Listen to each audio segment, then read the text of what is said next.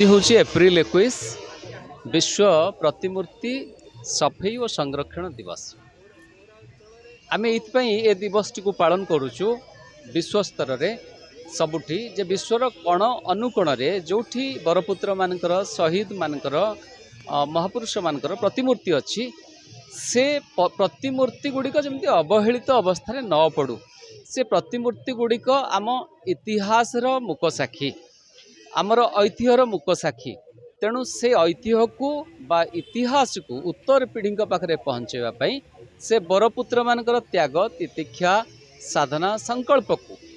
रमंथन करने गुणगान करने एभली गोटे नियारा उद्यम यहाँ को आम 2017 रु पालन कर आसुचु एवं वर्तमान विश्वर विभिन्न देश रे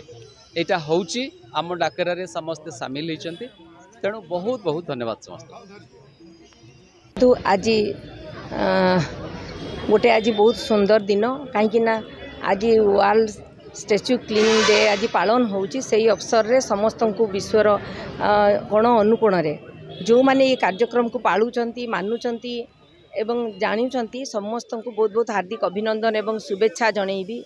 आमर जो पूर्वपुरुष माने थिले जो माने माँ पाई माटी पाई ये समाज पाई काम करि जाइछंती एवं तांकर जो ऐतिह्य रही जाइछि तांकर स्टैच्यू टू आरंभ करी से जो करिथिबा विभिन्न कारुकार्य एवं विभिन्न जो अच्छी जो ऐतिह्य राजी ताकू को भलिया भाबरे संग्रहित रखी हबो एवं तारी पाई ये विशिष्ट दिन तेणु आम निश्चित भाव में या गुरुत्व देवा एवं आमर पूर्वपुरुषंकर जो कलाकृति थिला एवं तार स्टैच्यू को आम जदि समृद्ध करके रखिपर ताले आगामी पीढ़ी जो उत्तर पीढ़ी आसुचंती तांकु निश्चित भाव में ये गोटे शिक्षा आम दे पारिबा एवं सेमाने मध्य जानी पारिबे। तेणु यार जो दिवसटीर जो गुरुत्व अच्छी गोटे नागरिक हिसाब रे भारत वर्षर आम समस्ते या पालन करवा एवं जानिबा उचित। तेणु या आम अधिकरू अधिक लोकों पाखक नहीं पहुँचेबा जो लोक मध्य सचेतन हेबे एवं आमर जो पूर्वपुरुषंकर स्टैच्यू अच्छी कीर्ति राजी अच्छी ताकू संगृहित करके रखिबा पई प्रयास करिवे।